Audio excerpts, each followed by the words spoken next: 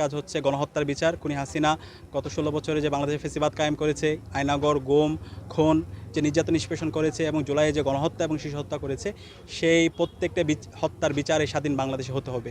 দ্বিতীয়ত, আমাদের যে কাঠামোর মাধ্যমে হাসিনা ফ্যাসিস্ট হয়ে উঠেছে, আমাদের যে প্রতিষ্ঠানগুলো আছে, যে প্রতিষ্ঠানগুলো ভেঙে চুরমার করে দেওয়া হয়েছে, সেই প্রতিষ্ঠানগুলোর যে ফেসিবাদের উপাদানগুলোকে দূর করতে হবে, সেগুলোকে নতুনভাবে ঢেলে সাজাতে হবে, স্বাধীন প্রতিষ্ঠানগুলোকে শক্তিশালী করতে হবে। সেটার জন্য যে সংস্কার, সেটার জন্য এই রাষ্ট্রকে নতুনভাবে ঢেলে সাজাতে হবে।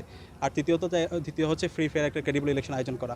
তো আমরা এখন পর্যন্ত দেখতে পাচ্ছি গণহত্যার যে বিচার, সেটার যে অগ্রগতি, সেটা ঠিকমতো এখন পর্যন্ত হয়নি। এখন পর্যন্ত একটা রায় কার্যকর করতে পারেনি, যেটা সবাইকে হতাশ করেছে। দ্বিতীয়ত, আমরা দেখতে পেয়েছি ঐক্যমত্য কমিশনের ইতিমধ্যে রিপোর্ট দেওয়া হয়েছে।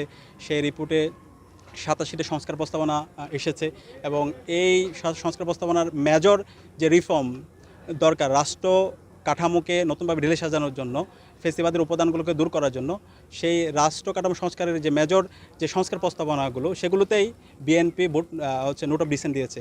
তো এই অবস্থায় তারা যদি এই সংস্কার না চায়, তারা যদি ফেসিবাদের উপাদানগুলো রেখে দিতে চায়, তাহলে এই ছাত্র জনতা এটাকে মেনে নেবে না। আমরা অনুরোধ করব বিএনপিকে, তারা যেন শিক্ষার্থীদের যেই আকাঙ্ক্ষা, শহীদদের যে আকাঙ্ক্ষা, একটি নতুন বাংলাদেশ বিনির্মাণ করা, ফেসিবাদী ব্যবস্থাকে বিলোপ করা, নতুন রাজনৈতিক কালচার বিনির্মাণ করা, সেই জায়গায় যেন তারা সহযোগিতা করে। এটা না করে যদি তারা বিরুদ্ধ অবস্থান নেয়, তারা জুলাইয়ের বিরুদ্ধ অবস্থান নিল, তারা জাতির সাথে প্রতারণা করলো। তো আমরা অনুরোধ করব বিএনপিকে, সেই জায়গায় তারা যে বিষয়গুলো নোট অফ ডিসেন্ট দিয়েছে, তারা এই জায়গা থেকে তারা সরে আসে। রাষ্ট্র সংস্কার প্রক্রিয়ায় ছাত্র জনতার যে দাবি, শহীদদের যে আকাঙ্ক্ষা, সেই আলোকে তারা যেন তাদের এই জায়গায় রাষ্ট্র সংস্কারে তারা সহযোগিতা করে। এবং একই সাথে অন্তর্বর্তীকালীন সরকারকে অনুরোধ করব, আপনারা সাহস নিয়ে সংস্কার কাজ করেন। এখানে কোন দল কি চাইলো না চাইলো এটা কোনো বিষয় না।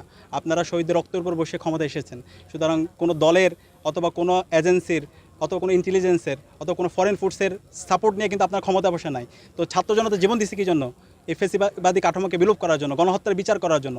তো সেই জায়গায় আপনারা সাহস নিয়ে এই কাজগুলো করেন। এবং এই সাথে আমরা ঢাকা বিশ্ববিদ্যালয় কেন্দ্রীয় ছাত্র জনতা ডাকসু, জাকসু, রাকসু সহ সারা দেশের মুক্তিকামী ছাত্র জনতা সাথে আছে। এবং এই জায়গাতে যদি তারা ব্যত্যয় করে, তাহলে আমরা রাস্তায় নামবো এবং সে যত শক্তিশালী হোক, আবু সাঈদা যেভাবে প্রতিবাদ প্রতিরোধ গড়ে তুলেছিল, আমরা সেভাবে প্রতিবাদ প্রতিরোধ গড়ে তুলব। জুলাই বিপ্লব পরবর্তী শিক্ষার্থীদের প্রাণের দাবি হচ্ছে প্রতিটি ক্যাম্পাসে ছাত্র সংসদ নির্বাচন হয়ে যাওয়া। তো সে আলোকে আমরা গত বিপ্লব পরবর্তী 1 বছর জুড়ে আমরা বলেছি, বাংলাদেশের সকল ক্যাম্পাসে শিক্ষার্থীদের প্রাণের দাবি ছাত্র সংসদ নির্বাচন দিয়ে দিতে হবে। শিক্ষার্থীদের নির্বাচিত প্রতিনিধিরাই প্রতি ক্যাম্পাসে নেতৃত্ব দিবে। তো সে আলোকে ইতিমধ্যে ডাকসু, জাকসু, রাকসু এবং চাকসু নির্বাচন সম্পন্ন হয়েছে।